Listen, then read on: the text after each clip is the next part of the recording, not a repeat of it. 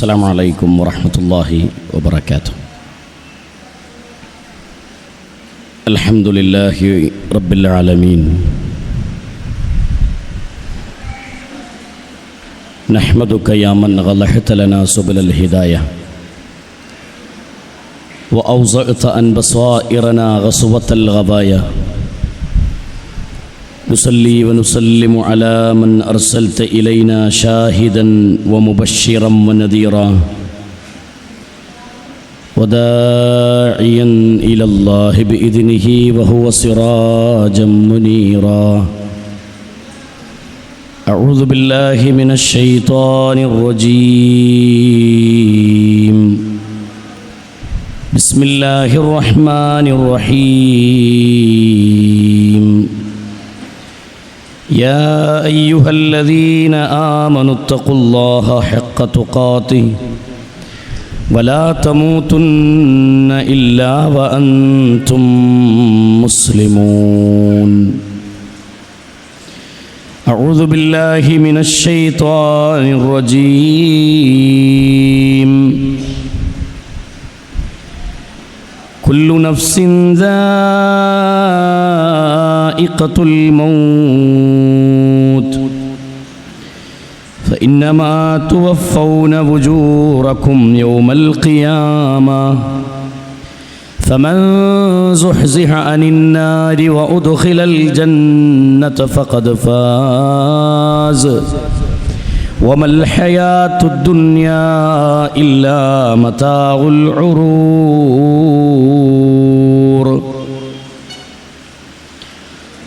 ولدتك أمك يا ابن آدم باكيا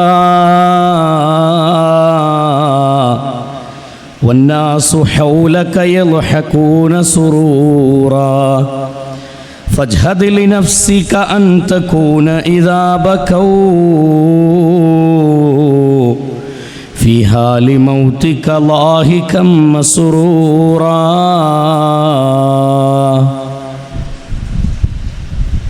സ്നേഹ സമ്പന്നരായ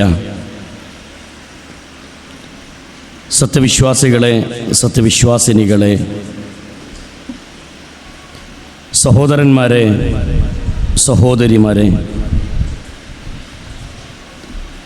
സൃഷ്ടിക്കുകയും പരിപാലിക്കുകയും ചെയ്യുന്ന ലോകരക്ഷിതാവായ അല്ലാഹു സുബ്ഹാനഹു വ തആലയുടെ നിയമനിർദ്ദേശങ്ങൾ, വിധിവിലക്കുകൾ ഉൾക്കൊണ്ടുകൊണ്ട് ജീവിക്കണം എന്ന് ആമുഖമായി തന്നെ എല്ലാവരോടും ഉണർത്തുകയാണ്, ഓർമ്മപ്പെടുത്തുകയാണ്.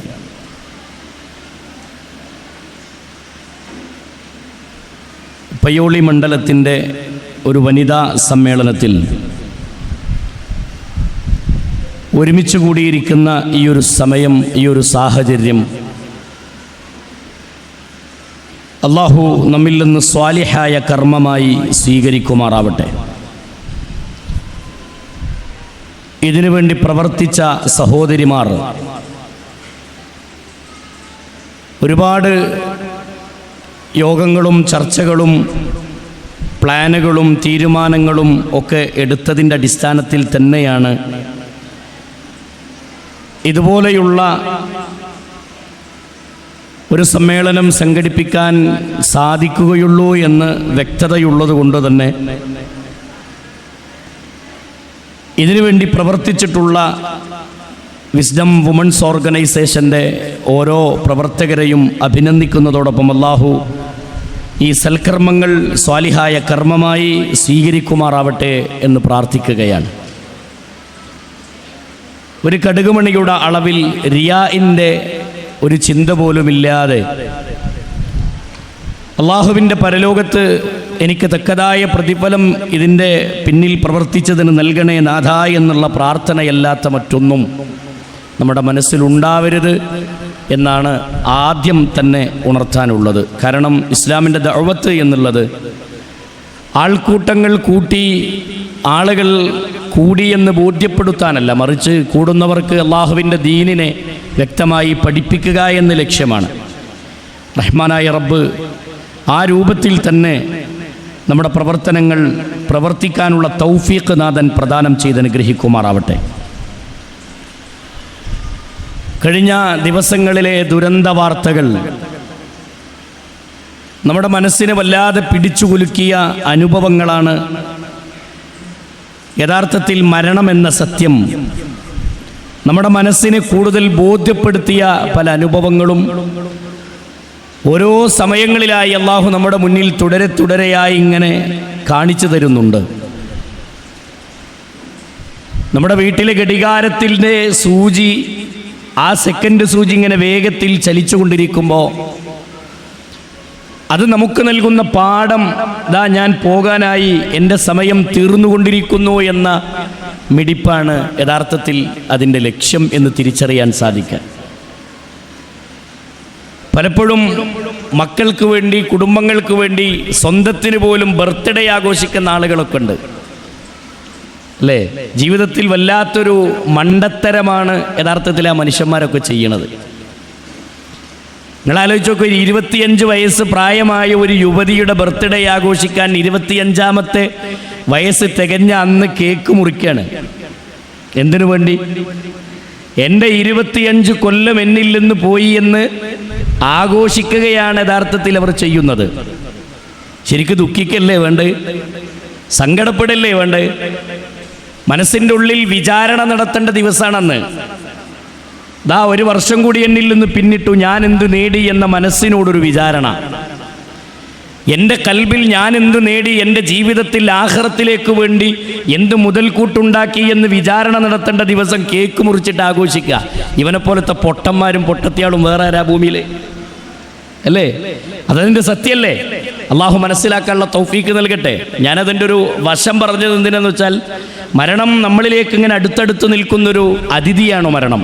ഏത് സമയത്തും നമ്മുടെ ജീവിതത്തിലേക്ക് അത് കടന്നു വന്നേക്കാം, പെടുന്നനെ വന്നേക്കാം. പരിശുദ്ധ ഖുർആനിലൂടെ അള്ളാഹു ബോധ്യപ്പെടുത്തിയതാണ്. അള്ളാഹു നിശ്ചയിച്ചിട്ടുള്ള മരണം അങ്ങനെയാണ്. വാൽപ്പാറയിലേക്ക് യാത്ര പുറപ്പെട്ട ആ പെരിന്തൽമണ്ണയിലെ പ്രദേശത്തുകൂടി അവർ യാത്ര ഇങ്ങനെ പുറപ്പെട്ട് വാൽപ്പാറയിലേക്ക് ലക്ഷ്യം വെച്ചുകൊണ്ട് പോകുമ്പോൾ അവർക്കറിയില്ലായിരുന്നു തിരിച്ചു വരുമ്പോൾ ഞങ്ങളെല്ലാവരും വേറിട്ട ആംബുലൻസുകളിലായിരിക്കും മയ്യത്തായി തിരിച്ചു വരിക എന്നറിയുമായിരുന്നുവെങ്കിൽ അവരന്ന് യാത്ര പോകുമായിരുന്നു. അങ്ങനെ ഒരു അറിവ് പടച്ചോൻ നമുക്ക് നൽകിയിട്ടില്ലല്ലോ. അപ്പോൾ നമ്മുടെയൊക്കെ ജീവിതം എന്നുള്ളത് അള്ളാഹുവിൻ്റെ കരങ്ങളിലാണ് യഥാർത്ഥത്തിൽ നമ്മുടെ ജീവിതം ഉള്ളത് എന്ന് തിരിച്ചറിവ് നമുക്കുണ്ടാവണം.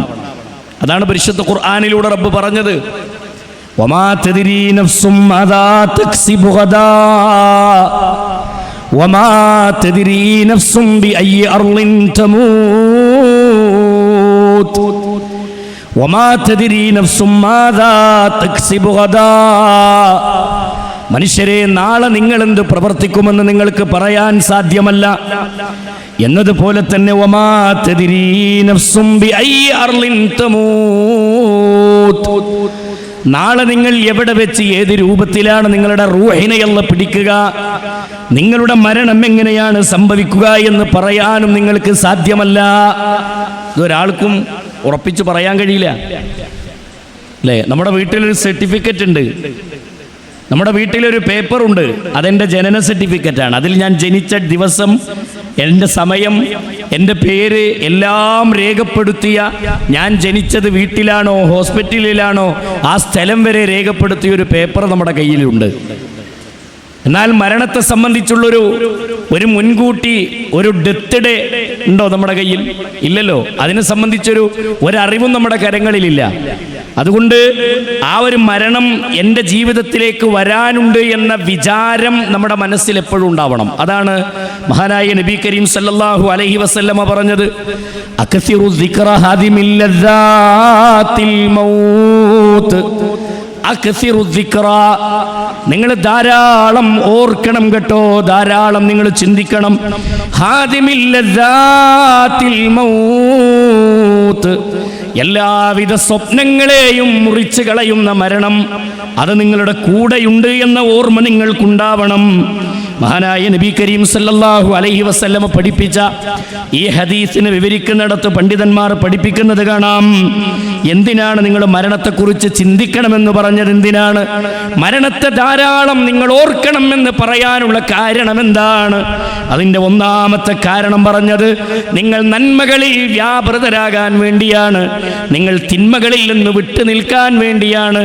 മരണചിന്ത ജീവിതത്തിലുള്ള ഒരാളെ സംബന്ധിച്ചിടത്തോളം അവൻ എപ്പോഴും മരണത്തെ ഓർത്തുകൊണ്ട് ജീവിക്കുമ്പോൾ അവൻ്റെ നന്മകളിൽ അവൻ ആവേശമുണ്ടാകും, അവന് ഗഫലത്തവനിൽ നിന്നില്ലാതെയാകും. അതായത് അലസതയില്ലാതെ ഇബാദത്തുകൾ വർദ്ധിപ്പിക്കാൻ അവന് സാധിക്കും. അതുപോലെ തന്നെ എല്ലാ ഹറാമിൻ്റെ ലോകത്തു നിന്നും അവന് രക്ഷപ്പെടാൻ അവൻ ഈ മരണചിന്ത ഉപകരിക്കും. ഈ മരണത്തെക്കുറിച്ചുള്ള ഓർമ്മ അവൻ്റെ ജീവിതത്തിലേക്ക് കടന്നു വരുന്നതിലൂടെ യഥാർത്ഥത്തിൽ സംഭവിക്കുന്നത് എന്താ? ഈ മരണത്തെക്കുറിച്ചുള്ള ഓർമ്മ ജീവിതത്തിൽ നിലനിൽക്കുന്നതിലൂടെ ഞാൻ മരിക്കേണ്ടവനാണ് എന്ന ബോധം എപ്പോഴും ഉണ്ടാകുമ്പോൾ തിന്മകളില്ലാതെ ജീവിക്കാൻ പറ്റും. തിന്മകളില്ലാതെ ജീവിക്കാൻ പറ്റും, അതിന് കഴിയും. വീട്ടിൽ ഇന്ന് നമ്മളൊക്കെ ചെയ്യുന്ന ഏറ്റവും വലിയ പ്രവർത്തനം എന്താ? ഇന്ന് മനുഷ്യന്മാർ ചെയ്യുന്ന വലിയ ഇബാദത്ത് ഏതാ? നിങ്ങൾ പറയും, ഏതാ വലിയ ഇബാദത്ത്? കൂടുതൽ ചെയ്യുന്ന ഇബാദത്ത് ഏതാ? തോണ്ടുക.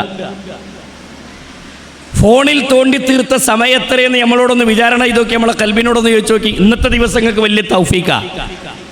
ഇന്ന് വൈകുന്നേരം വരെ തോണ്ടൽ കുറവായിരിക്കും, അല്ലേ? അതല്ലേ സത്യം? ഇന്ന് ഞാൻ ഇവിടെ അല്ലായിരുന്നുവെങ്കിൽ ഞാനിപ്പോൾ എവിടെ ഇരിക്കും? ജസ്റ്റ് ഒന്നൊന്ന് കാൽക്കുലേഷൻ ചെയ്ത് നോക്കി, ജീവിതത്തെക്കുറിച്ചൊന്നിങ്ങനെ ചിന്തിച്ചാൽ നമുക്ക് ബോധ്യപ്പെടും, അല്ലേ? ഭർത്താവ് കോളിംഗ് ബെല്ലടിച്ചിട്ടും കേൾക്കണില്ല, കാരണം അതിൻ്റെ ഉള്ളിലാണ്, റീൽസിൻ്റെ ലോകത്താ, ഷോർട്സിൻ്റെ ലോകത്താണ്. തനിക്ക് ഇഷ്ടപ്പെട്ട വ്യക്തികളുടെ അല്ലെങ്കിൽ ഇഷ്ടപ്പെട്ടവരുടെ പ്രഭാഷണങ്ങളല്ല, ഇഷ്ടപ്പെട്ടവരുടെ അഭിനയങ്ങൾ കണ്ടിരിക്കുന്ന ലോകത്താണ് ഇന്ന് ഭൂരിപക്ഷം ആളുകളും. അതിൻ്റെ പിന്നാലെയാണ്, അതിൻ്റെ ലോകത്താണ്. അപ്പോൾ ഇവിടെ നമുക്ക് ചില ബാധ്യതകളുണ്ട്, ഇവിടെ നമ്മുടെ ശരീരത്തിനോട് ചില കടപ്പാടുകളുണ്ട്. ഈ പ്രവർത്തനങ്ങളൊക്കെ ചെയ്ത് ജീവിക്കുന്നതിനിടയിൽ പെടുന്നതിനെ കടന്നു വരുന്ന മരണം, ഈ സത്യല്ലേ? അത് സത്യല്ലേ? മൊബൈലിൽ ഇങ്ങനെ തോണ്ടിയിരിക്കുമ്പോഴേ ഫേസ്ബുക്ക് എടുത്തപ്പോൾ ആദ്യം കണ്ടത് നല്ലൊരു പ്രഭാഷണം. ഞാനായിമൊന്നുകൂടെ നെക്കി. 5 മിനിറ്റുള്ള പ്രസംഗേ, 5 മിനിറ്റുള്ളൊരു പ്രഭാഷണമാണ് മുന്നിൽ കിട്ടിയത്. പക്ഷെ നമ്മൾ എത്ര മിനിറ്റ് കേൾക്കും?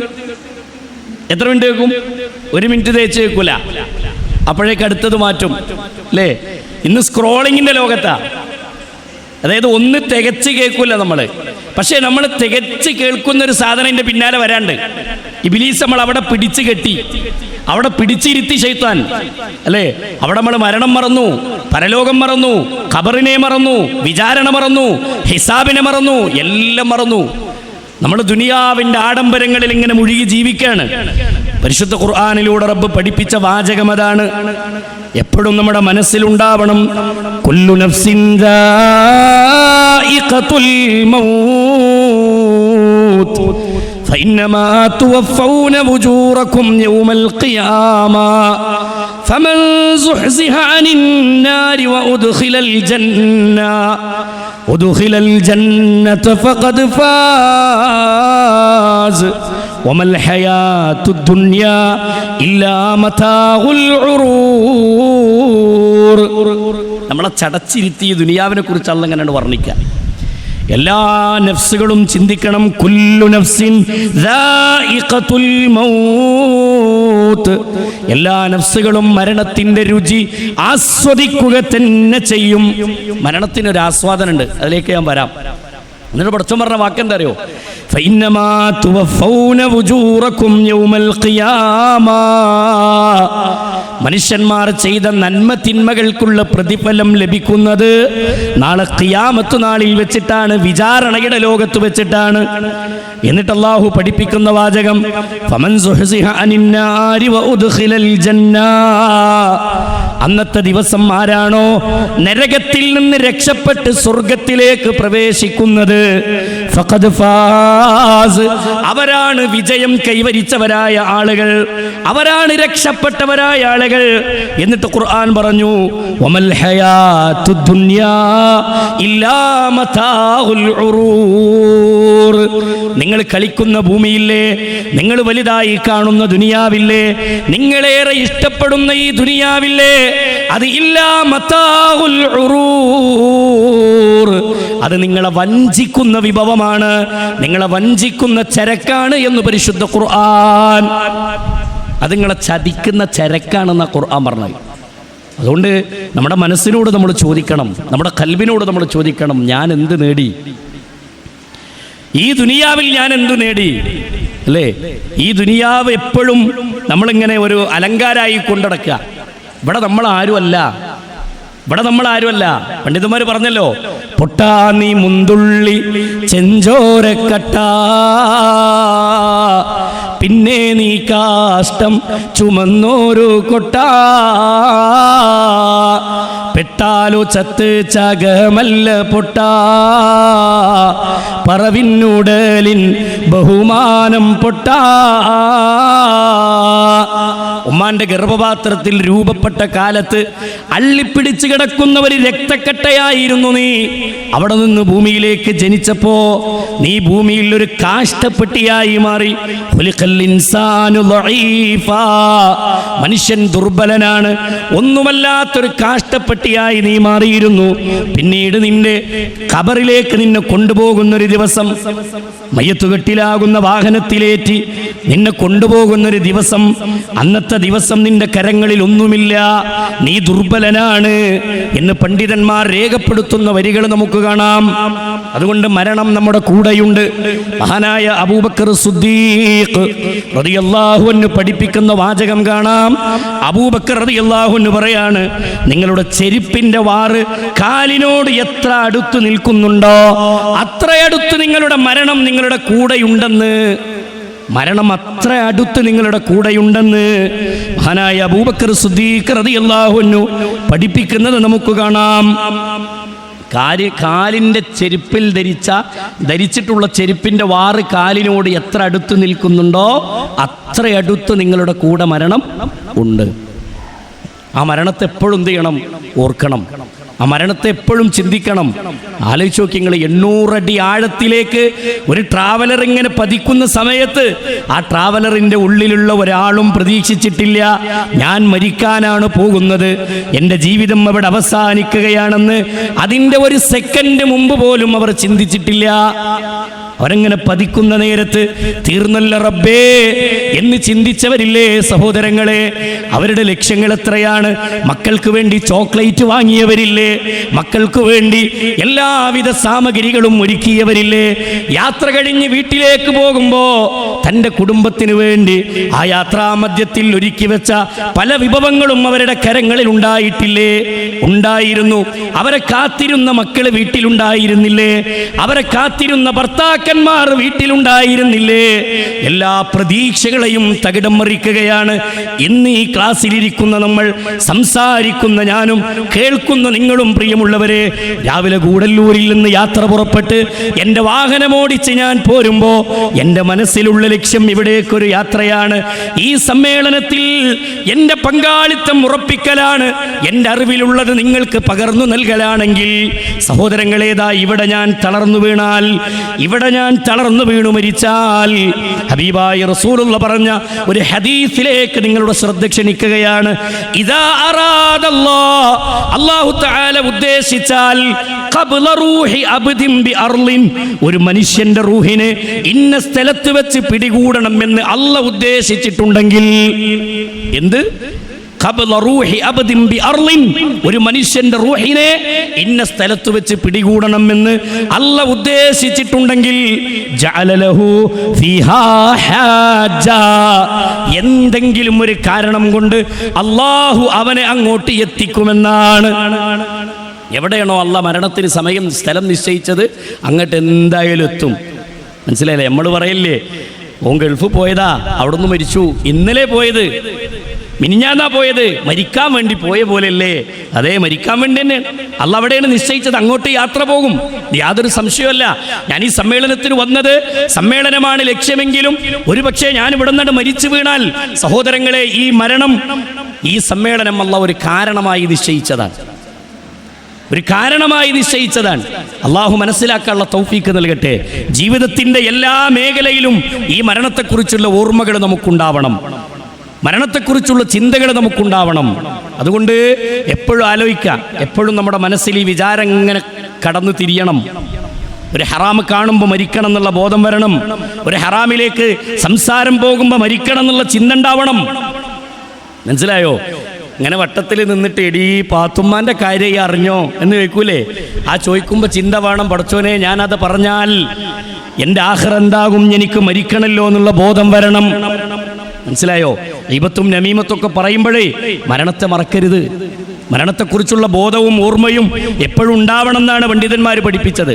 അതുകൊണ്ട് ആത്മാർത്ഥമായ ചിന്ത നമ്മുടെ മനസ്സിലുണ്ടാവുക. പരിശുദ്ധ ഖുർആനിലൂടെ റഹ്മാനായ റബ്ബ് മനുഷ്യനെ ബോധ്യപ്പെടുത്തിയത് അതാണ്.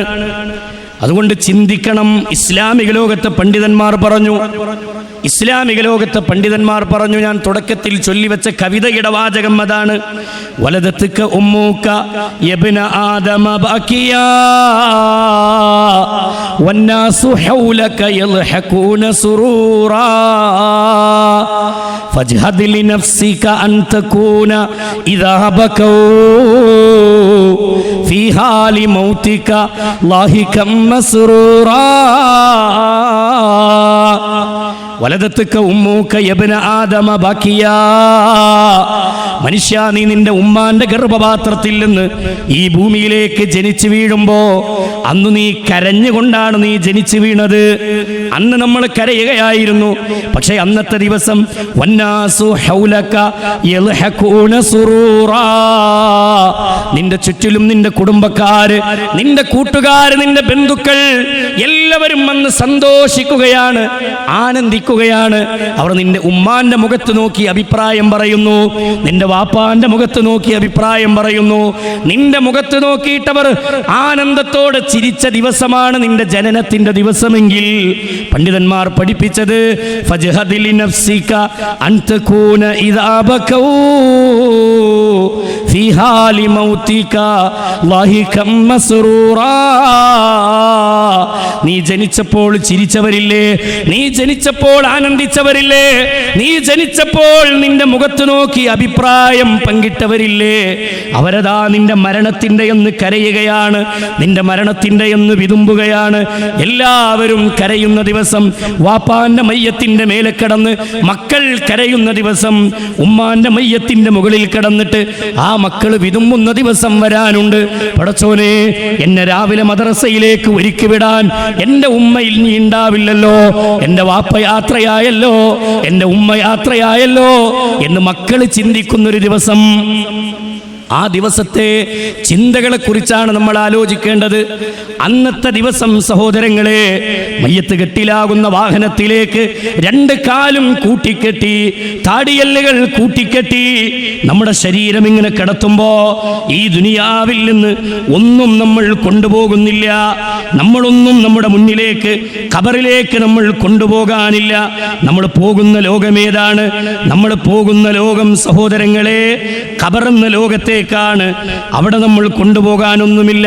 3 കഷ്ണം തുണിയോ 5 കഷ്ണം തുണിയോ അല്ലാതെ അള്ളാഹുവിന്റെ അടുക്കലേക്ക് യാത്രയാകുമ്പോ ഈ ഭൂമിയിൽ നിന്ന് ഒന്നും നമ്മുടെ കൂടെയില്ല.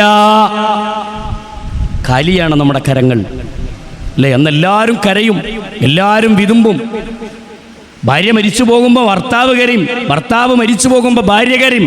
കേട്ടില്ലേ നമ്മള്? മൈനറിയത്തിയുമായി കൺതടം ഒലിച്ചില്ലേ,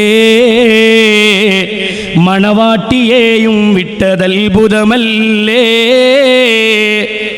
കെട്ടിപ്പിടിച്ചവൾ ചുംബനം തന്നില്ലേ, അവളന്യമെത്തയിൽ പെട്ടതത്ഭുതമല്ലേ. ഒരു വിശദീകരണത്തിൻ്റെ ആവശ്യമില്ലാത്ത നിലക്ക് പണ്ഡിതന്മാരെ രേഖപ്പെടുത്തിയ വാക്കുകളാണ്. അതുകൊണ്ട് അങ്ങനൊരു യാത്ര നമുക്ക് പോകണം. ഞാൻ പറയണെന്തരോ, ആ യാത്ര എന്തായാലും ഉണ്ട്. പക്ഷെ ആ യാത്രക്ക് വേണ്ടി എന്ത് പാതേയമാണ് നമ്മൾ ഒരുക്കിയത്? എന്താ ഉള്ളത് നമ്മുടെ കയ്യിൽ? നിസ്കാരമുണ്ടോ? നോമ്പുണ്ടോ?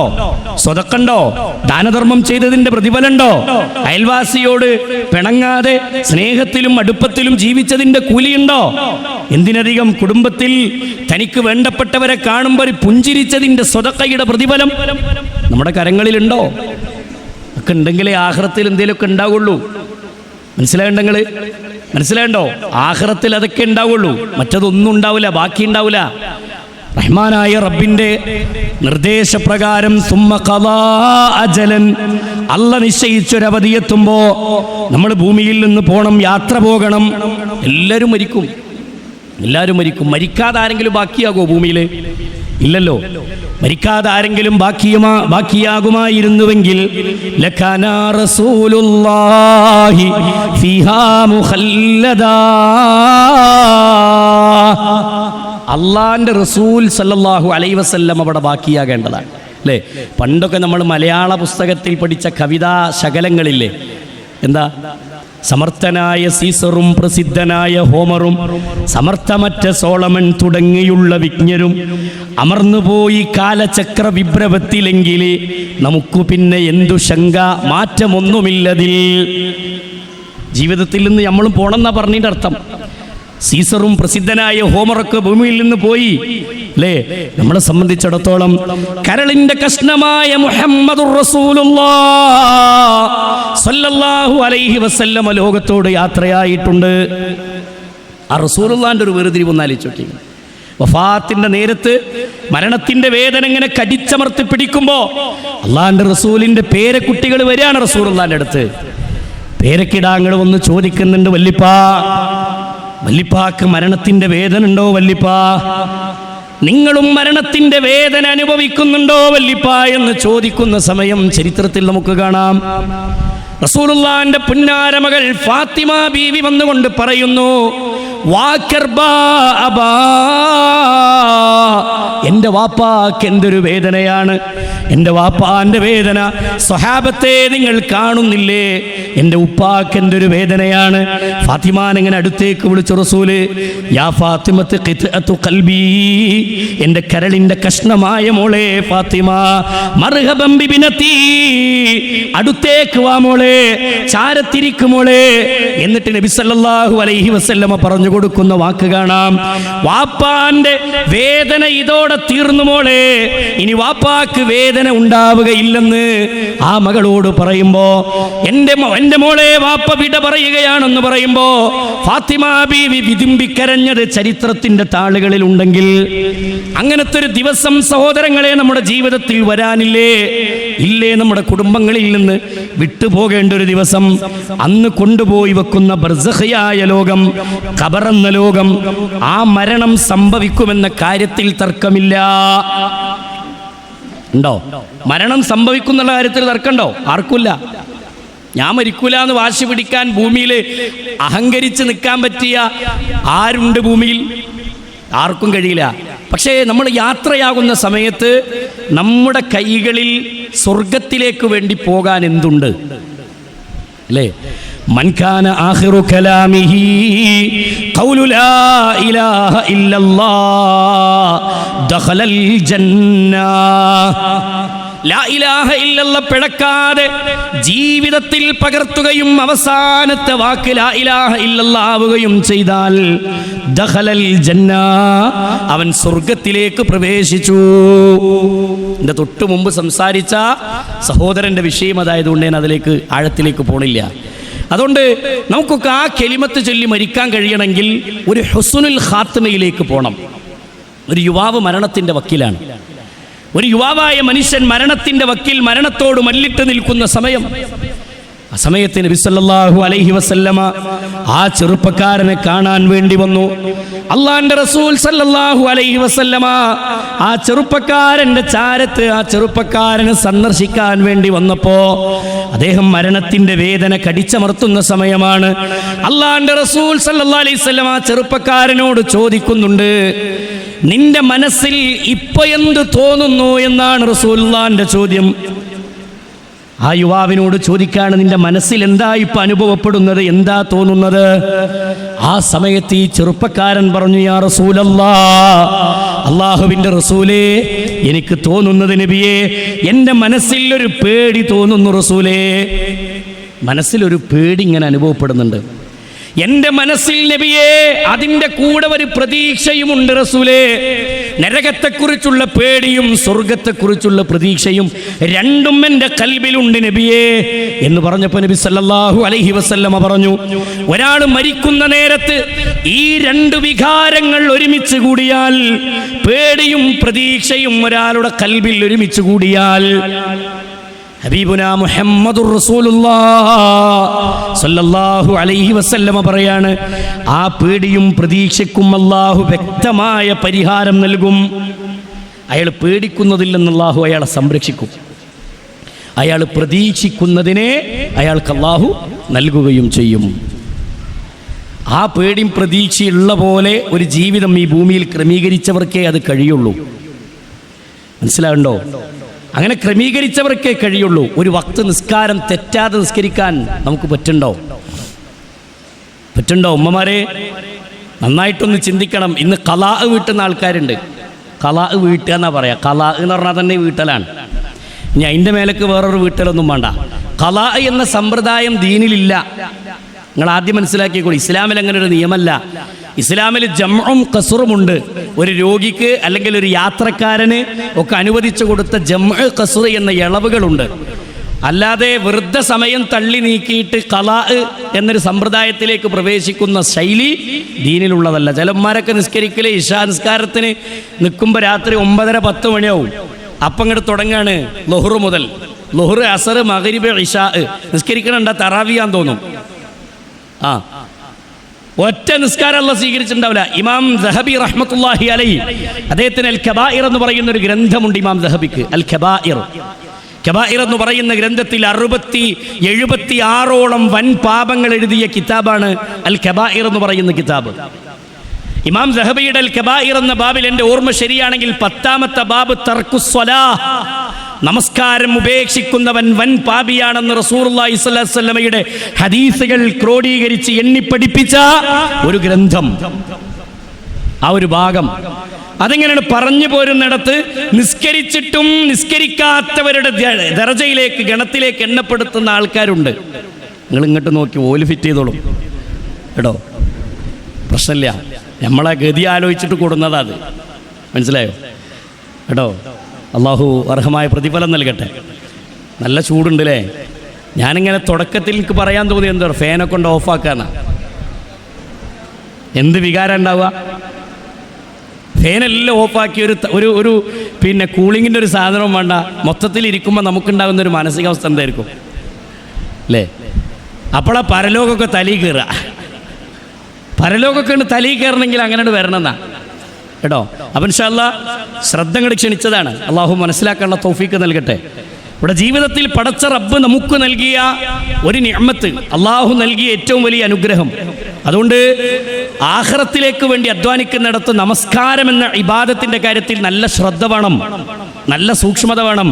രാവിലെ പെരീന്ന് മക്കൾ സ്കൂളിലേക്ക് പോയി കഴിഞ്ഞപ്പോൾ പിന്നെ നമുക്ക് എന്താ പണി വരിയിൽ? പിന്നെ നമ്മളെ വീട്ടിലെന്താ പണി? അടിക്കണം, തുടക്കണം, അലക്കണം, നിരത്തി പരിപാടികളാണ് അല്ലേ?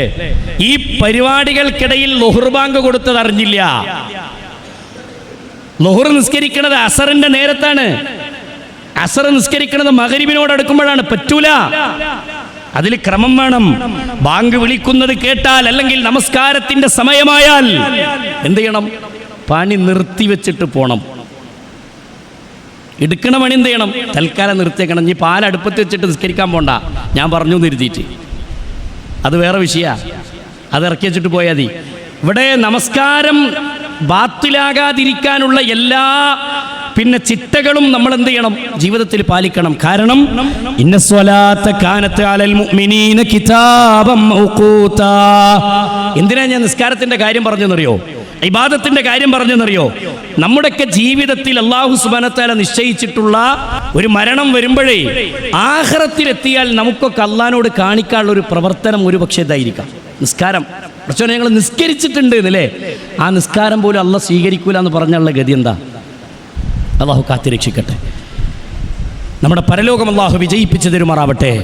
അതുകൊണ്ട് മരണം എന്ന പ്രതിഭാസത്തിന്റെ മുന്നിൽ കീഴൊതുങ്ങുന്നൊരു ദിവസം വരും. അന്നത്തെ ദിവസം നബി സല്ലല്ലാഹു അലൈഹി വസല്ലമ പഠിപ്പിക്കുകയാണ്, രണ്ട് രൂപത്തിലുള്ള മരണമുണ്ട്. നമ്മളെപ്പോഴും പ്രാർത്ഥിക്കേണ്ട പ്രാർത്ഥന എന്താണെന്നറിയുമോ? മഹാനായ യൂസുഫ് നബി അലൈഹി സ്വലാത്തു വസ്സലാം പ്രാർത്ഥിച്ച പ്രാർത്ഥനയാണ്. നമ്മുടെ മനസ്സുകളിൽ നിന്ന് കടന്നു വരേണ്ട ദുആ, മരണത്തെക്കുറിച്ച് പറയുമ്പോൾ റബ്ബിനോട് പ്രാർത്ഥിക്കുമ്പോൾ യൂസുഫ് നബി അലൈഹി സ്വലാത്തു വസ്സലാം റബ്ബിനോട് പറഞ്ഞ വാചകം കാണാം. യൂസുഫ് നബി അലൈഹി സ്വലാത്തു വസ്സലാം പറയുകയാണ്, റബ്ബി ഖദ് ആതൈതനി മിനൽ മുൽക്ക് വഅല്ലംതനി മിൻ തഅ്വീലിൽ അഹാദീസ് ഫാത്തിറസ് സമാവാതി വൽ അർള് അൻത വലിയ്യി ഫിദ് ദുനിയാ വൽ ആഖിറ തവഫനി മുസ്ലിമാ വൽഹിഖ്നി ബിസ്സാലിഹീൻ. എന്താ പറഞ്ഞത്? എന്താ പഠിപ്പിച്ചത്? മഹാനായ യൂസുഫ് നബി അലൈഹി സ്വലാത്തു വസ്സലാം പറയാണ്, റബ്ബി ഖദ് ആതൈതനി മിനൽ മുൽക്ക്, അല്ലാഹുവേ എൻ്റെ റബ്ബേ, ഖദ് ആതൈതനി മിനൽ മുൽക്ക്, നീ എനിക്ക് രാജാധിപത്യം നൽകിയിരിക്കുന്നു റബ്ബേ, ഭൂമിയിൽ ഭരിക്കാനുള്ള ഭരണാധികാരം നീ എനിക്ക് നൽകിയിട്ടുണ്ട് നാഥാ. വഅല്ലംതനി മിൻ തഅ്വീലിൽ അഹാദീസ്, ആളുകൾ കാണുന്ന സ്വപ്നത്തിന്റെ വ്യാഖ്യാനം പറയാനുള്ള കഴിവും നീ എനിക്ക് നൽകിയിട്ടുണ്ട് പടച്ചോനെ. അതുകൊണ്ട് റബ്ബേ, അൻത വലിയ്യി ഫിദ് ദുനിയാ വൽ ആഖിറ, അൻത വലിയ്യി, നീയാണ് വലിയ, നീയാണ് സംരക്ഷകൻ, ഫിദ് ദുനിയാ വൽ ആഖിറ, ഇഹലോകത്തും പരലോകത്തും നീയാണ് എൻ്റെ സംരക്ഷകൻ. അതുകൊണ്ട് ഞാൻ ചോദിക്കുന്നു റബ്ബേ, തവഫനി മുസ്ലിമാ, നീ എന്നെ മുസ്ലിമായി മരിപ്പിക്കണേ അല്ലാ, എന്നെ നീ മുസ്ലിമായി മരിപ്പിക്കണേ അല്ലാ. തവഫനി മുസ്ലിമാ വഅൽഹിഖ്നി ബിസ്സാലിഹീൻ, സ്വാലിഹീങ്ങളുടെ കൂട്ടത്തിൽ നാളെ സ്വർഗത്തിൽ നീ എന്നെ ഉൾപ്പെടുത്തുകയും ചെയ്യണേ അല്ലാ. ഇത് പ്രാർത്ഥിക്കലുണ്ടോ? ഇങ്ങനൊരു പ്രാർത്ഥന ഉണ്ടോ ജീവിതത്തിൽ? വേണം, എപ്പോഴും വേണം. അതുകൊണ്ട് എപ്പോഴും നമ്മുടെ കൽബിലേക്ക് വരേണ്ട ദുആയാണ്, തവഫനി മുസ്ലിമൻ വഅൽഹിഖ്നി ബിസ്സാലിഹീൻ. അങ്ങനെ മനസ്സിൽ നിന്ന് എപ്പോഴും ഇങ്ങനെ ഉരുത്തിരിഞ്ഞു വരണം. അതുകൊണ്ട് എന്തിനാ പറഞ്ഞെന്നറിയോ? ഒരു മനുഷ്യന്റെ മരണത്തെ രണ്ട് രൂപത്തിലുള്ള മരണം ഞാൻ ഇങ്ങോട്ട് ചുരുക്കി പറയാണ്. അള്ളാഹുവിന്റെ റസൂൽ സല്ലല്ലാഹു അലൈഹി വസല്ലമ പഠിപ്പിക്കുന്ന ഹദീസിൽ കാണാം, അള്ളാഹുവിന്റെ റസൂൽ സല്ലല്ലാഹു അലൈഹി വസല്ലമ ഒരു സ്വഹാബിയുടെ മയ്യത്ത് കൊണ്ടുപോവുകയാണ്. മദീനയിലെ ഖബർസ്ഥാനിലേക്ക് ജനാസ കൊണ്ടുപോവുകയാണ്. അൻസ്വാരിയായ സ്വഹാബി മരിച്ചു. ഒരു അൻസ്വാരി സ്വഹാബി മരിച്ചപ്പോൾ ആ സ്വഹാബിയുടെ മയ്യത്ത് ചുമന്നിട്ട് റസൂലും സ്വഹാബത്തും ഖബർസ്ഥാനിലേക്ക് ബഖീഉൽ ഖർഖദിലേക്ക് പോവുകയാണ്. ബഖീഉൽ ഖർഖദാണ്, ജന്നത്തുൽ ബഖീ എന്ന് പറയില്ലേ ചില ആൾക്കാർ, അല്ലേ? അങ്ങനെ ഒരു പേര് അതിനില്ല കേട്ടോ. അതിൻ്റെ പേര് ബഖീഉൽ ഖർഖദ് എന്നാണ് ഹദീസിൽ വന്ന പേര്. ഖർഖദ് മരങ്ങൾ തിങ്ങി നിന്നിരുന്ന സ്ഥലം. ഈ ജനാസയും കൊണ്ട് ബഖീയിലേക്ക് യാത്രയാകുന്ന നബി കരീം സല്ലല്ലാഹു അലൈഹി വസല്ലം ഖബറിന്റെ അടുത്തെത്തിയപ്പോൾ അവിടെ ഖബറിന്റെ പണി തീർന്നിട്ടില്ല, ഖബർ കുഴിച്ചു കഴിഞ്ഞിട്ടില്ല. അതുകൊണ്ട് റസൂലുള്ളാഹി സല്ലല്ലാഹു അലൈഹി വസല്ലം സ്വഹാബത്തിനോട് പറഞ്ഞു, സ്വഹാബാ, ആ മയ്യത്ത് അവിടെ വെക്കണം, ആ ജനാസ അവിടെ വെക്കണം. ജനാസ വെച്ചു. എന്നിട്ട് റസൂലുള്ളാഹി സല്ലല്ലാഹു അലൈഹി വസല്ലമയെ കുറിച്ച് സ്വഹാബത്ത് പറയാണ്, റസൂലുള്ളാഹിന്റെ കയ്യിൽ ഒരു ചെറിയ വടിക്കഷ്ണം ഉണ്ടായിരുന്നു, ഒരു കൊള്ളിക്കഷ്ണം ഉണ്ടായിരുന്നു. അള്ളാഹിന്റെ റസൂൽ നിലത്തിരുന്നിട്ട് തല താഴ്ത്തിയിരുന്നിട്ട് ആ വടിക്കഷ്ണം കൊണ്ട് മണ്ണിൽ ഇങ്ങനെ കുത്തിക്കൊണ്ടിരുന്നു. ആ ചെറിയ കമ്പ് കഷ്ണം കൊണ്ട് മണ്ണിൽ ഇങ്ങനെ കുത്തിക്കൊണ്ടിരിക്കുന്ന നബി സല്ലല്ലാഹു അലൈഹി വസല്ലമ റസൂലുള്ളാഹിന്റെ ഇരുത്തം കണ്ടപ്പോൾ സ്വഹാബത്തിന്റെ മനസ്സിലായി, ഹബീബിന് ഞങ്ങളോടെന്തോ പറയാനുണ്ട്, റസൂലുള്ളാഹിക്ക് ഞങ്ങളോടെന്തോ സംസാരിക്കാനുണ്ട് എന്നവർക്ക് ബോധ്യപ്പെട്ടപ്പോ സ്വഹാബത്ത് പറയാണ്, ഞങ്ങൾ റസൂലിനെ നോക്കിയിരുന്നു, കന്ന അലാ റൂസിന ത്വയ്ർ, ഞങ്ങളുടെ തലയിൽ ഒരു പക്ഷി വന്നിരുന്നാൽ ആ പക്ഷി പറന്നു പോകാത്ത രൂപത്തിൽ ഞങ്ങൾ തല അനക്കാതെ പിടിച്ച് റസൂലുള്ളാഹിന്റെ മുഖത്തേക്ക് ഞങ്ങൾ നോക്കിയിരുന്നു. ഇരിക്കുന്ന റസൂലുള്ളാഹ് ഫറഫഅ റഅസഹു, ഹബീബ് പെട്ടെന്ന് തലയങ്ങ് പൊക്കി, തലയങ്ങ് ഉയർത്തിയിട്ട് നബി സല്ലല്ലാഹു അലൈഹി വസല്ലമ പറഞ്ഞു സ്വഹാബത്തിനോട്, സ്വഹാബികളെ, ഇസ്തഈദു ബില്ലാഹി അദാബിൽ ഖബർ, ഇസ്തഈദു ബില്ലാഹി അദാബിൽ ഖബർ ഇസ്തഈദൂ ബില്ലാഹി അദാബിൽ ഖബർ. ഖബറിന്റെ ശിക്ഷയിൽ നിന്ന് നിങ്ങൾ രക്ഷ തേടണം സ്വഹാബ. ഖബറിന്റെ ശിക്ഷയിൽ നിന്ന് നിങ്ങൾ രക്ഷ തേടണേ സ്വഹാബത്തെ എന്ന് അല്ലാഹുവിന്റെ റസൂൽ സല്ലല്ലാഹു അലൈഹി വസല്ലമ 2-3 തവണ ആവർത്തിച്ചു പറഞ്ഞു എന്ന് ഹദീസിൽ കാണാം. പെട്ടെന്ന് തലങ്ങട് പൊക്കിയിട്ട് റസൂലുള്ള പറഞ്ഞ വാക്കാണ് ഇസ്തഈദൂ ബില്ലാഹി അദാബിൽ ഖബർ. ഖബറിന്റെ ശിക്ഷയിൽ നിന്ന് നിങ്ങൾ രക്ഷ തേടണം. ഇനി പറയാൻ പോകുന്ന കാര്യം സ്വഹാബത്തിന് അജബോടെ നോക്കി നിൽക്കുകയാണ്. കണ്ണു തുറപ്പിച്ച് ചെവി കൂർപ്പിച്ച് ഹബീബിന്റെ മുഖത്ത് നോക്കി സഹാബത്തിരിക്കുകയാണ്. വിശാലമായൊരു സംഭവം ഇങ്ങനെ പറയാൻ പോകുകയാണ്. ആ സംഭവം എന്താണെന്നറിയോ? അല്ലാഹുവിന്റെ റസൂൽ സല്ലല്ലാഹു അലൈഹി വസല്ലമ പറയാണ്, ഇന്നൽ അബ്ദൽ മുഅ്മിന, ഒരു മുഅ്മിനായ മനുഷ്യൻ മരിക്കുമ്പോൾ, ഒരു മുഅ്മിനായ മനുഷ്യൻ മരിക്കുന്ന സമയം, ഇദാ കാന ഫീ ഇൻഖിതാഇൻ മിനദ് ദുനിയാ വ ഇഖ്ബാലും മിനൽ ആഖിറ, അവന്റെ ദുനിയാവിനോടുള്ള അവസാനവും ആഖിറത്തിലേക്കുള്ള കാൽവെപ്പുമായി കഴിഞ്ഞാൽ, അതായത് മരണം അടുത്തു കഴിഞ്ഞാൽ, നസല ഇലൈഹി മലായികത്തും മിനസ് സമാ, ആകാശത്തു നിന്ന് മലക്കുകൾ ഇറങ്ങി വരും. മരണത്തിന്റെ സമയമാകുമ്പോൾ ആകാശത്തു നിന്ന് മലക്കുകൾ ഇറങ്ങി വരും. നബി സല്ലല്ലാഹു അലൈഹി വസല്ലമ പറയുന്നത് ഒരു മുഅ്മിനായ മനുഷ്യന്റെ മരണത്തെക്കുറിച്ചാണ്, ഒരു മുവഹിദായ മനുഷ്യന്റെ മരണത്തെക്കുറിച്ചാണ്, ഒരു വിശ്വാസിയുടെ മരണത്തിന്റെ സന്ദർഭത്തെക്കുറിച്ചാണ്. നസല ഇലൈഹി മലായികത്തും മിനസ് സമാ, ആകാശത്തു നിന്ന് മലക്കുകൾ ഇറങ്ങി വരും. ആ മലക്കുകളുടെ പ്രത്യേകത ബീളുൽ വുജൂഹ്, വെളുവെളുത്ത മുഖമുള്ള മലക്കുകളാണ്. നല്ല വെളുവെളുത്ത മുഖമുള്ള മലക്കുകളാണ്. കഅന്ന വുജൂഹഹുമുശ് ശംസു, സൂര്യപ്രകാശത്തിന് സമാനമായി വെട്ടിത്തിളങ്ങുന്ന മുഖമുള്ള മലക്കുകളാണ്. അങ്ങനെയുള്ള മലക്കുകൾ ഇറങ്ങി വരും. നബി കരീം സല്ലല്ലാഹു അലൈഹി വസല്ലമ പറഞ്ഞത് ഒരു മലക്കിനെയല്ല, ഒട്ടനവധി മലക്കുകൾ വന്നിട്ട് ഇങ്ങനെ വിശാലമായിരിക്കും. മിൻഹു മദ്ദൽ ബസർ, ആ മനുഷ്യന്റെ കണ്ണെത്തും ദൂരം വരെ ഇരിക്കും. ജീവിച്ചിരിക്കുന്നു ചിന്തിക്കുക, നമ്മളെന്താ കാണാത്തത്?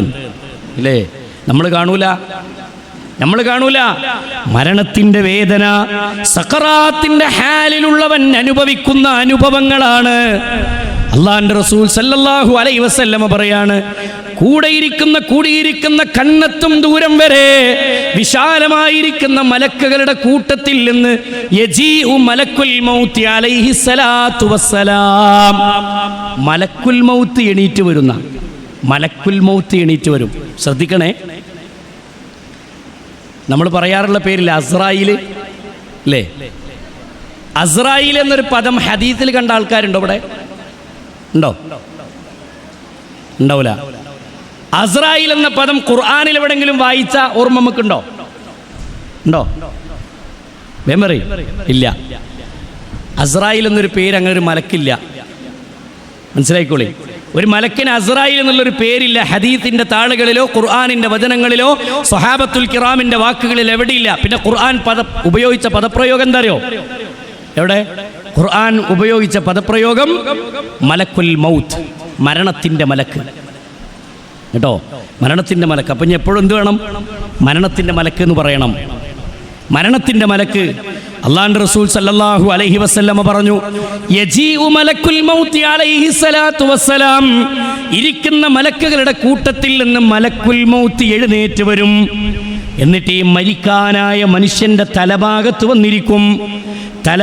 വന്നിരുന്നിട്ട് ഈ മനുഷ്യനോട് പറയും, യാ അയ്യത്തുഹൻ നഫ്സു ത്വയ്യിബ, ഏ നല്ല ആത്മാവേ, ത്വയ്യിബായ ആത്മാവേ, ഉഖ്റുജി, നീ പുറത്തേക്ക് വാ, നീ പുറപ്പെട്ടു വാ, ഇലാ മഗ്ഫിറത്തിൻ മിനല്ലാഹി വറിദ്വാനാ, ഇലാ മഗ്ഫിറത്തിൻ, അല്ലാഹുവിന്റെ പാപമോചനത്തിലേക്കും, വറിദ്വാനാ, റിദ്വാനിലേക്കും, അതായത് സ്വർഗ്ഗത്തിലേക്കും നീ മടങ്ങിപ്പോര്. ആരെ വിളിക്കണത്?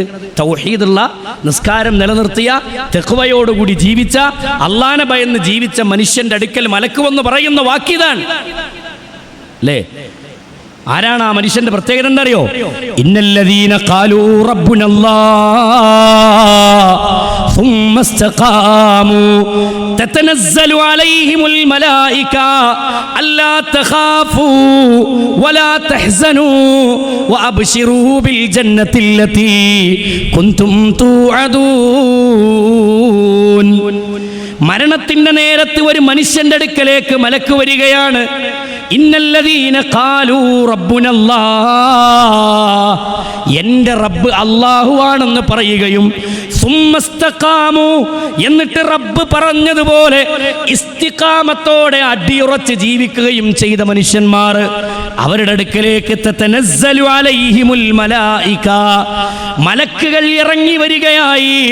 എന്നിട്ട് മലക്ക് പറയുന്നു, അല്ലാ തഖാഫു, നീ പേടിക്കണ്ട, വലാ തഹ്സനു, നീ ദുഃഖിക്കണ്ട, വഅബ്ശിറൂ, ഞാൻ സന്തോഷവാർത്ത അറിയിക്കാൻ വന്നവനാണ്, ബിൽ ജന്നത്തില്ലത്തി കുന്തും തുഅദൂൻ, നീ സുഹൃതങ്ങൾ ചെയ്ത് ജീവിച്ചതുകൊണ്ട്, നീ നന്മ വർദ്ധിപ്പിച്ച് ജീവിച്ചതുകൊണ്ട് നിനക്ക് സ്വർഗത്തെക്കുറിച്ചുള്ള സന്തോഷവാർത്ത അറിയിക്കാൻ വന്നതാണു ഞാനെന്ന് മലക്ക് പറയും. അള്ളാഹു അത്തരക്കാരിൽ ഉൾപ്പെടുത്തി അനുഗ്രഹിക്കുമാറാവട്ടെ. വലിയ ഗൗരവമുള്ള വിഷയമാണ് കേട്ടോ. ഈമാനും ഇഖ്ലാസും മുറുകെ പിടിച്ച് ജീവിക്കാൻ നമുക്ക് സാധിക്കേണ്ടതുണ്ട്. ഈമാനും ഇഖ്ലാസും മുറുകെ പിടിച്ച് ജീവിക്കാൻ നമുക്ക് സാധിക്കേണ്ടതുണ്ട് കേട്ടോ. അതുകൊണ്ട് ആത്മാർത്ഥമായി ചിന്തിക്കുക. നിന്റെ സമയം ഇങ്ങനെ അവസാനിച്ചു വരികയാണ്, ചീട്ട് കിട്ടിയ സ്ഥിതിക്ക് കേട്ടോ.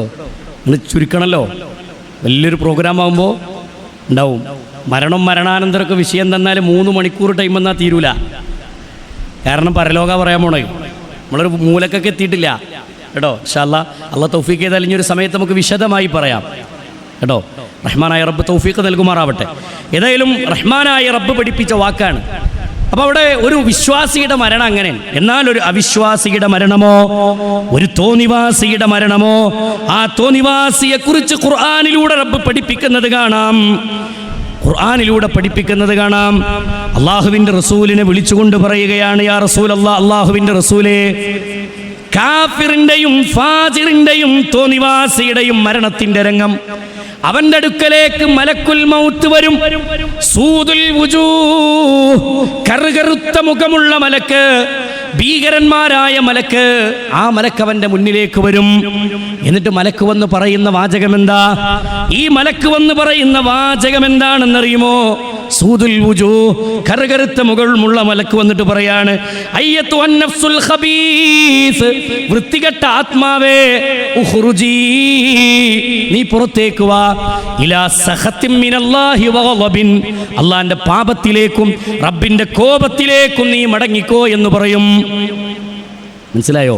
ആ സമയത്ത് ഈ റൂഹ് ഇങ്ങനെ ഒളിയുന്നാണ്, ശരീരത്തിലേക്ക് വലിയുന്ന ആ സമയത്ത് ഖുർആൻ പറഞ്ഞു, യദ്രിബൂന വുജൂഹഹും വഅദ്ബാറഹും വദൂഖു അദാബൽ ഹരീഖ്, അവൻ്റെ മുഖത്തടിക്കും, അവൻ്റെ പെരടിക്കടിക്കും, എന്നിട്ട് പിടിച്ചു വലിക്കുന്ന നനഞ്ഞ പഞ്ഞിക്കെട്ടിൽ നിന്ന് ഇരുമ്പിൻ്റെ കൊളുത്ത് വലിച്ചൂരുന്നത് പോലെ എന്ന് റസൂലുള്ളാഹി സ്വല്ലല്ലാഹു അലൈഹി വസല്ലം പറഞ്ഞു. അതുകൊണ്ട് ആ ഒരു സൂക്ഷ്മത, ശ്രദ്ധയൊക്കെ ജീവിതത്തിൽ ഉണ്ടാവണം.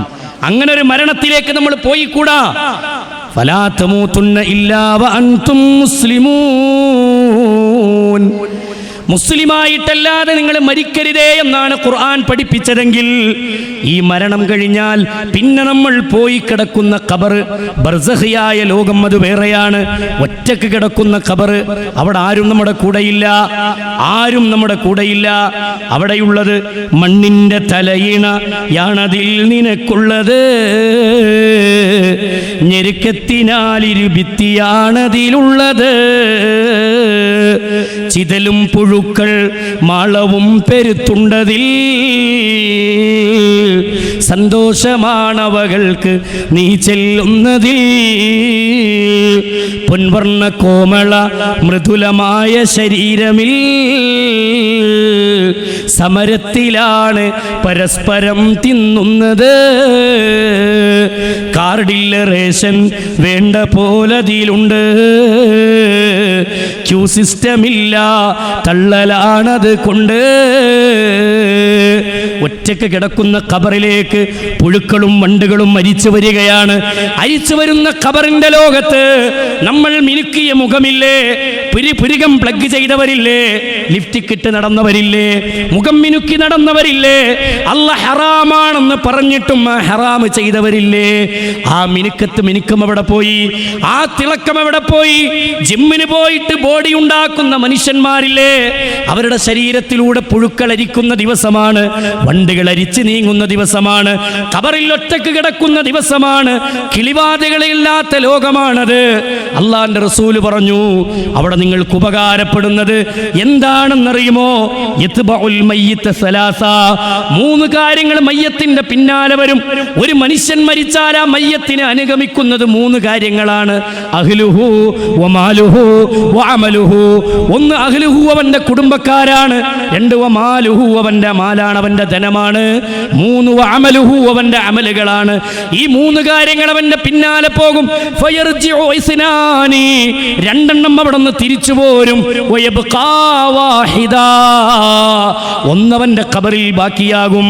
ഫയർജിഉ, മടങ്ങിപ്പോരുന്ന 2 അഹ്ലുഹു വമാലുഹു, അവന്റെ ധനവും അവന്റെ കുടുംബവുമാണ്. അത് ഖബറിന്റെ അവിടെ നിന്ന് തിരിച്ചു പോരും. ഒരു മക്കളും പറയില്ല ഉമ്മാന്റെ ഖബറിലേക്ക് ഞാനും പോകട്ടെ എന്ന്. ഒരു മക്കളും അവകാശപ്പെടുകയില്ല. ആ ഖബറിൽ ഒറ്റക്ക് കിടക്കുകയാണ്. അന്ന് വയബ്ഖാ അമലുഹു, അമലവന്റെ ഖബറിൽ ബാക്കിയാണ്, സുഹൃതങ്ങൾ അവന്റെ ഖബറിൽ ബാക്കിയാണ്. അതുകൊണ്ട് ബാക്കിയാകുന്ന ഖബറിലേക്ക് വേണ്ടി അമലുകൾ ചെയ്യാൻ സാധിച്ചിട്ടുണ്ടോ? സുഹൃതങ്ങൾ ചെയ്യാൻ കഴിഞ്ഞിട്ടുണ്ടോ?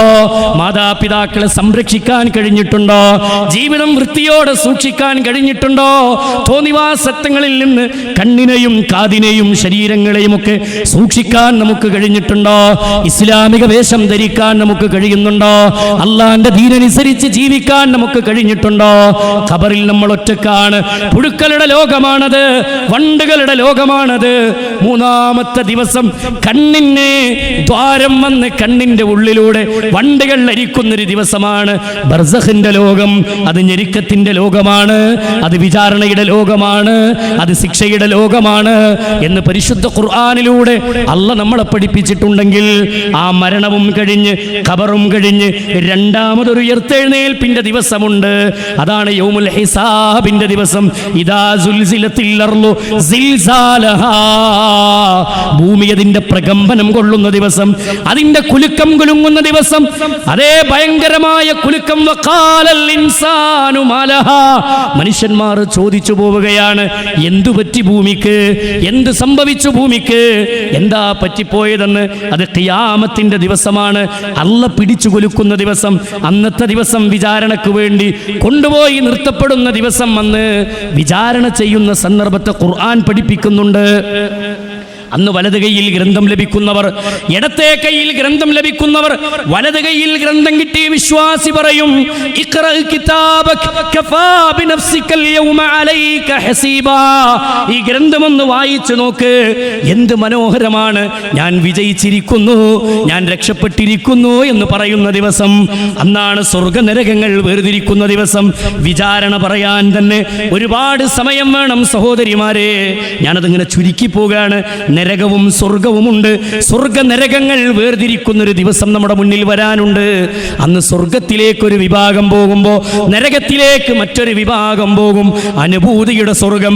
മാലാ ഐനുൻ റഅത് വലാ ഉദുനുൻ സമിഅത് വലാ ഖതറ അലാ ഖൽബി ബശർ, ഒരു കണ്ണും കണ്ടിട്ടില്ലാത്ത, ഒരു കാതും കേട്ടിട്ടില്ലാത്ത, ഒരു ഖൽബ് കൊണ്ടും ചിന്തിച്ച് വിഭാവനം ചെയ്തിട്ടില്ലാത്ത മനോഹരമായ സ്വർഗമെന്ന് ഖുർആനും ഹദീസും നമുക്ക് പഠിപ്പിച്ചു തന്ന സ്വർഗം. നരകത്തെക്കുറിച്ച് കൂടി ഞാനൊരു 2 വാക്ക് പറഞ്ഞിട്ട് അവസാനിപ്പിക്കട്ടെ. ഇതിന്റെ പ്രവർത്തകന്മാർ എന്നോട് ക്ഷമിക്കണം. ഈ വാചകം പറയാതെ പൂർത്തിയാക്കാതെ ഈ സംസാരം നിർത്താൻ കഴിയില്ല എന്നതുകൊണ്ടാണ്. ഒരൊറ്റ 2 മിനിറ്റ് കൂടി നിങ്ങൾ അനുവദിക്കണം. പരിശുദ്ധ ദീനുൽ ഇസ്ലാം പഠിപ്പിച്ചു, നരകം സത്യമാണ്, സ്വർഗം സത്യമാണ്. ഉറങ്ങിക്കിടക്കുന്ന റസൂലുള്ളാഹി സ്വല്ലല്ലാഹു അലൈഹി വസല്ലമ ഉറങ്ങിക്കിടക്കുന്നതിനിടയിൽ പെട്ടെന്ന് ചാടി എഴുന്നേൽക്കും. ഇസ്ലാമിന്റെ വസ്ത്രം ധരിക്കും അറിഞ്ഞിരിക്കാത്ത പെണ്ണുങ്ങളെ, അള്ളാന്റെ ദീനിനെ മറികടക്കുന്ന പെണ്ണുങ്ങളെ, വ്യഭിചാരത്തിന്റെ ചിന്തയിലേക്ക് പോകുന്ന പെണ്ണുങ്ങളെ, അന്യ പുരുഷന്മാരുമായി വാട്സാപ്പിലും ഫേസ്ബുക്കിലും ഒക്കെ ചാറ്റിംഗ് നടത്തുന്ന സഹോദരിമാരെ, അങ്ങനെയുള്ളവരുടെ സംസാരം കേൾക്കുന്നവരുണ്ടെങ്കിൽ, അങ്ങനെയുള്ള വല്ല ചിന്തയുള്ള ആളുകൾ ഈ സദസ്സിലുണ്ടെങ്കിൽ അവർക്ക് കേൾക്കാൻ വേണ്ടി പറയട്ടെ. തൗഹീദ് സ്വീകരിക്കാത്തവരുണ്ടെങ്കിൽ, ബിദ്അത്തിന്റെ ലോകത്ത് സഞ്ചരിക്കുന്നവരുണ്ടെങ്കിൽ അവർക്ക് വേണ്ടി ഗൗരവമായി ഓർമ്മപ്പെടുത്തട്ടെ. ഉറങ്ങിക്കിടക്കുന്ന റസൂലുള്ളാഹിനെ കുറിച്ച് ആയിഷ ബീവി പറയാണ്, റസൂൽ ചാടി എഴുന്നേൽക്കുകയാണ്. എന്നിട്ട് രാത്രികളിൽ ഉറക്കത്തിൽ നിന്ന് എഴുന്നേറ്റ് പറയും, യാ ആയിഷ, എന്റെ പൊന്നാര ആയിഷ, അന്നാറു ഹഖുൻ വൽ ജന്നത്തു ഹഖുൻ, സ്വർഗ്ഗം സത്യമാണ് ആയിഷ, നരകം സത്യമാണ് ആയിഷ. സ്വർഗ്ഗമുണ്ടായിഷ, നരകമുണ്ടായിഷ, അത് കളവല്ല ആയിഷ. ഈ കാണുന്നത് പകലാണെന്ന് നമ്മൾ വിശ്വസിക്കുന്നത് പോലെ ഒരു വിശ്വാസി വിശ്വസിക്കേണ്ടതാണ് സ്വർഗ്ഗ നരകത്തെ കുറിച്ചുള്ള വിശ്വാസം. സ്വർഗ്ഗത്തിന്റെ വലുപ്പം എത്രയാണ്, സ്വർഗ്ഗത്തിന്റെ വീതി എത്രയാണ്, നരകത്തിന്റെ വലുപ്പം എത്രയാണ്, നരകത്തിന്റെ വിശാലത എത്രയാണ്, എല്ലാം ഹദീസുകളിലുണ്ട്, എല്ലാം ഹദീസുകളിലുണ്ട്. നരകത്തെ കുറിച്ച് പറഞ്ഞപ്പോ സ്വഹാബത്തിനോട് പറയാണ്, 70 വർഷത്തെ യാത്രാദൂരം നരകത്തിന്റെ ആഴത്തിനുണ്ടെന്ന് റസൂലുള്ളാഹി സ്വല്ലല്ലാഹു അലൈഹി വസല്ലമ പറയാണ്. 70 വർഷത്തെ യാത്രാദൂരം നരകത്തിന്റെ ആഴത്തിന്. മനസ്സിലായോ? നരകത്തിന്റെ വീതി അറിയണമെങ്കിൽ, നരകത്തിന്റെ വിശാലത അറിയണമെങ്കിൽ അള്ളാന്റെ റസൂൽ സല്ലല്ലാഹു അലൈഹി വസല്ലമ നരകത്തിൽ ഒരു മനുഷ്യനെ കുറിച്ച് പറയാണ്, നരകക്കാരന്റെ ഈ തോളിന്റെ ഒരറ്റം മുതൽ മറ്റേ തോളിന്റെ അറ്റം വരെ എത്തണമെങ്കിൽ 3 ദിവസത്തെ യാത്രാദൂരമുണ്ട്. ഇത് ബാലരമയിലെ കഥയല്ല, ഇത് കുട്ടിക്കളിയല്ല, തമാശക്കളിയല്ല. നരകം സത്യമാണെന്ന് വഹയിന്റെ അടിസ്ഥാനത്തിൽ പറഞ്ഞ റസൂലുള്ളാഹിന്റെ വാക്കുകളാണ്. ആ റസൂലാണ് പറയുന്നത്, 3 ദിവസത്തെ യാത്രാദൂരം. അത്ര വലിപ്പുണ്ട് ഈ തോളിന്. നരകക്കാരന്റെ പല്ലിന്റെ വലിപ്പം മിർസുൽ കാഫിർ ഔ നാദുൽ കാഫിർ മിസ്ൽ ഉഹുദിൻ, ഉഹുദ് മലയുടെ വലിപ്പമുണ്ട്. നരകക്കാരന്റെ ഇരിപ്പിടത്തിന്റെ വലിപ്പം, അവന്റെ മജ്ലിസിന്റെ വലിപ്പം, ഫഇന്ന മജ്ലിസഹു ഫീഹിൽ ജഹന്നമ കമാ ബൈന മക്ക വ മദീന, മക്കക്കും മദീനക്കും ഇടയിലുള്ള വിശാലത നരകക്കാരന്റെ ഊരയുടെ വലിപ്പത്തിനുണ്ടെന്ന് റസൂലുള്ളാഹി സ്വല്ലല്ലാഹു അലൈഹി വസല്ലമ. അല്ലാഹു തൗഫീഖ് നൽകുമാറാവട്ടെ. നമ്മിൽ നിന്ന് വന്നുപോയ എല്ലാ തെറ്റുകുറ്റങ്ങളും അല്ലാഹു വിട്ടുപുറത്ത് മാപ്പാക്കി തരുമാറാവട്ടെ. അസുഖം ബാധിച്ച് കിടക്കുന്ന ഒരുപാട് ആളുകളുണ്ട്.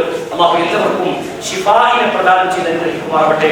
ഒരുപാട് ആളുകൾ ദുആക്ക് ആവശ്യപ്പെട്ട ഒരുപാട് രോഗികൾ, എല്ലാവർക്കും അല്ലാഹു ശിഫാഇനെ നൽകുമാറാവട്ടെ. നമ്മുടെ ജീവിതത്തിൽ ഉണ്ടാകുന്ന ഞെരുക്കങ്ങൾ, പ്രശ്നങ്ങളെല്ലാം അല്ലാഹു സലാമത്താക്കി തരുമാറാവട്ടെ, സമാധാനമുള്ളതാക്കി തരുമാറാവട്ടെ. നാളെ ഡെലിവറി കൊള്ളുന്ന വെയിലത്ത് അർശിന്റെ തണൽ ലഭിക്കുന്നവരുടെ കൂട്ടത്തിൽ അല്ലാഹു നമ്മെ ഉൾപ്പെടുത്തി അനുഗ്രഹിക്കുമാറാവട്ടെ. ആഴ്ത്തെത്തുന്ന നരകത്തിൽ നിന്ന് അല്ലാഹു നമ്മളെ കാത്തിരക്ഷിക്കുമാറാവട്ടെ. നമ്മുടെ രാജ്യം, നമ്മുടെ ഇന്ത്യ ഏറ്റവും പ്രതിസന്ധിയുടെ മുനകളിലാണ്. ഈ രാജ്യത്തെ ഭരിക്കുന്ന ഭീകര ഭരണകൂടങ്ങൾ, തീവ്ര ഭരണകൂടങ്ങൾ, ഇവരുടെ കരാഹസ്തങ്ങളിൽ നിന്ന് ഈ രാജ്യത്തെ അല്ലാഹു സംരക്ഷിക്കുമാറാവട്ടെ. ഭീകര ഭരണകൂടങ്ങളെ അല്ലാഹു പരാജയപ്പെടുത്തുമാറാവട്ടെ.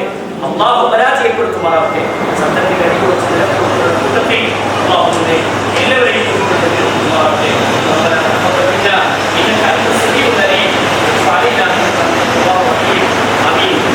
رحمتك يا أرحم الراحمين وصلى الله على محمد وعلى آله وصحبه أجمعين والحمد لله رب العالمين.